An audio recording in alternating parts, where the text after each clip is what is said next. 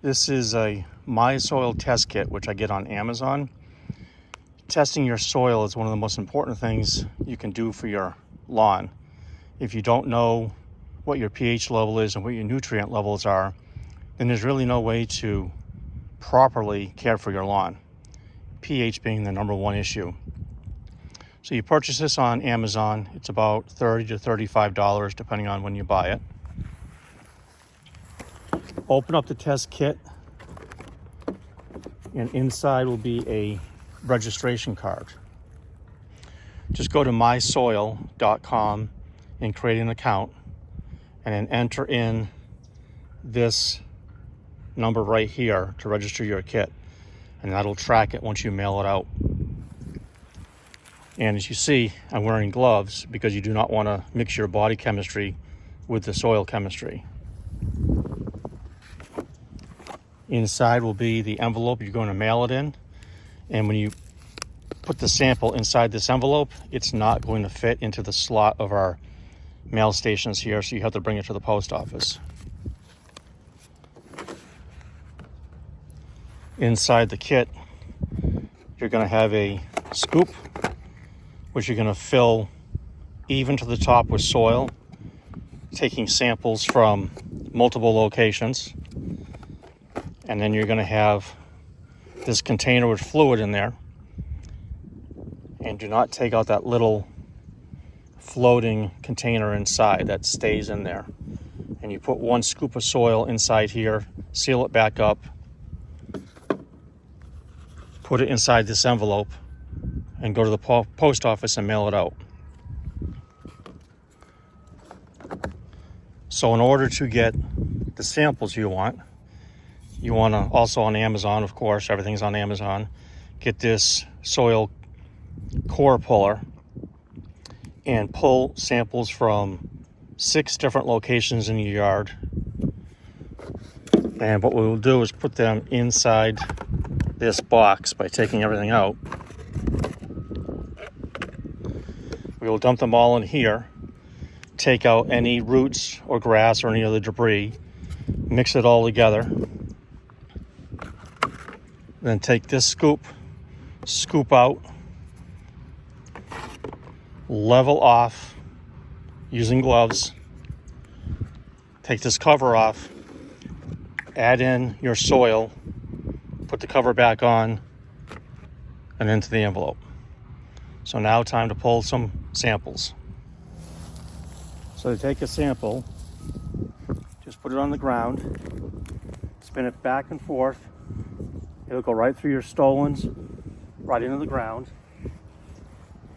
Go down about 6 inches or so, and pull it back out. You'll have your sample right there. Do not use the top part here because that's full of roots. Just take that out. Take this middle section and the bottom section and dump it in there. That's all you do, and then go on to 2 through 5, actually 2 through 6.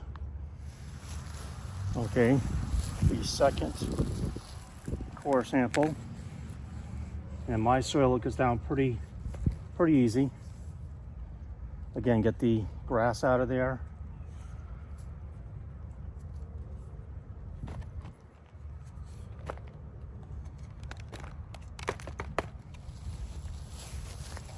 Now on to number 3, if I'm counting right. Okay, number 3. That went down pretty good. Getting through the stolons is the hardest part. Then the soil is pretty soft. Okay, on to number 4. Number 4.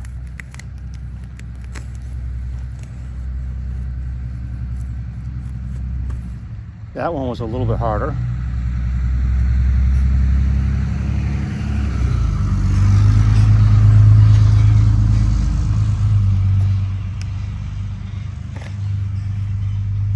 If you see any debris in there that's not soil, just keep pulling it out. And now I lost my number. I think that was 4. So we'll go into what I think is number 5. Okay, if my math is right, this is number 5. If my math is wrong, it's some other number, but oh well. Pull out the grass and the roots, put in the soil.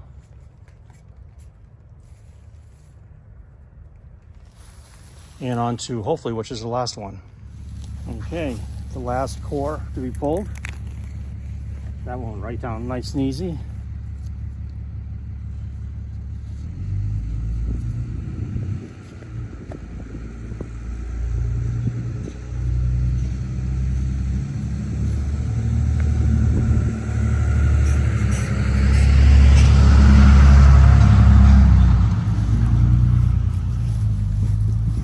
Okay, so that one is done. All right, now that we have all these samples taken, we're going to mix them up in the container. And if you see little roots like this, pull them out because they'll mess up the sample. Then mix it all together. Taking samples from multiple locations in the yard and mixing them together will give you the best average, rather than if you accidentally pull into or pull out of the area where there's extra lime or extra clay. You don't want to do that. That'll throw off the sample on average. So get the grass out, get the roots out. It doesn't have to be absolutely perfect, they say, but that's just kind of the way I am. I'm trying to get it as perfect as I possibly can, which is never perfect enough, in my opinion.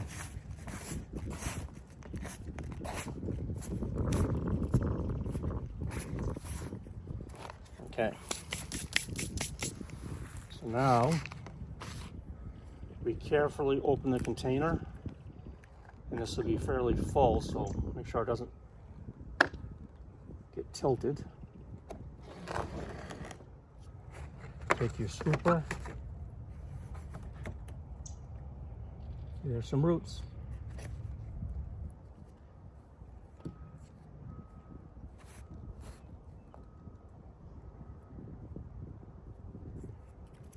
Make it even. Dump it right in there carefully, and very carefully put this lid back on top.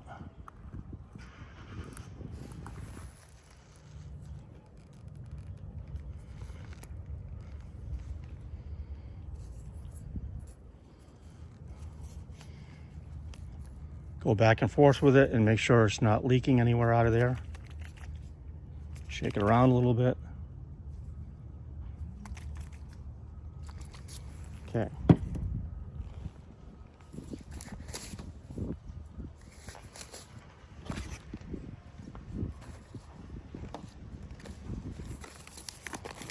Now that you've verified it's not leaking, just slide it inside your envelope. It's a little tight squeeze.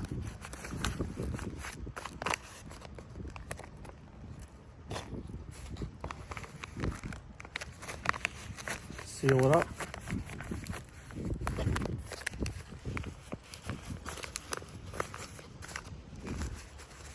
Take off the dirt. And you can mail it in. Now there's a return address area on there, which I never use because it's already prepaid and it's going there. So you're tied to the code that you put in there. So just go to the post office and mail that. Again, it's too thick to go through the slots in the mailbox. Now, again, the most important thing is the pH level. That's what I'm really interested in, especially this time for me, because I had Oxford Lawn do double aeration and top dressing. So I'm going to assume that that's going to mess up my pH and I'll have to fix it.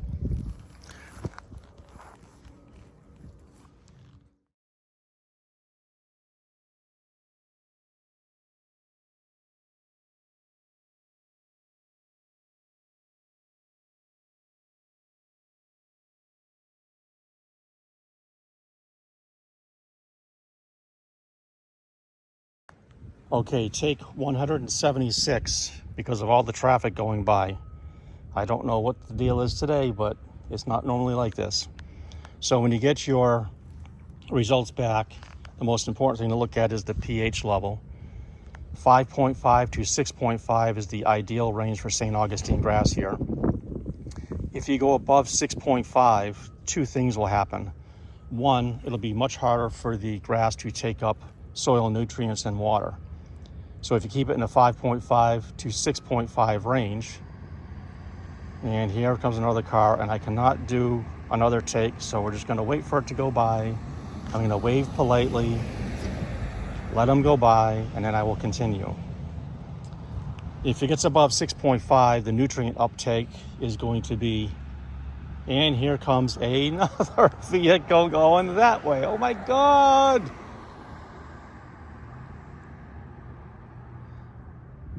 You don't want it to be above 6.5 because the nutrient uptake will be worse. And basically you'll be putting down fertilizer and very little of it will be going into the grass.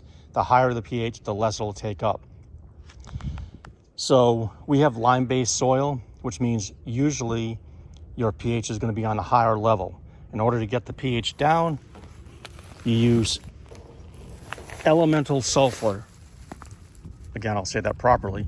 Elemental sulfur. Say that 3 times fast.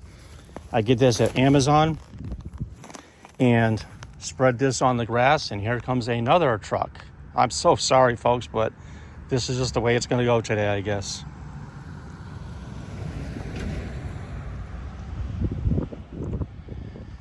Put this in your spreader. There is no specific setting for it, so you just got to put an eye on the spreader to make sure it's coming out consistently and evenly. The issue with this is once you spread it, it can take 3 to 4 months to bring down the pH. It's not a fast adjusting situation. It's very, very slow. So spread it and then check it again in 3 months, and check and spread it if you have to again, and then check it again in 3 months. It could get there in 3 months depending on what your situation is to begin with, or it could take you 9 months or 12 months. But you want to get it down into the 5.5 to 6.5 range, and then you'll have far healthier grass. The other issue is if it's above 6.5, it opens your grass up to an issue called take-all root rot, TARR. That is a disease that will infect the grass and kill your roots, and there's no coming back from that. There's no actual cure for it. So you want to keep your pH level below 6.5, and then take-all root rot cannot exist, and then that will not be an issue. Trust me, I learned that one the hard way. Well, I hope this was beneficial to you. And again, I'm sorry for all the cuts because of the traffic, and then I'm sorry for just giving up and having to deal with the traffic, but I was not going to get it done if I kept cutting. So hope this is helpful, and I'll see you in the next one.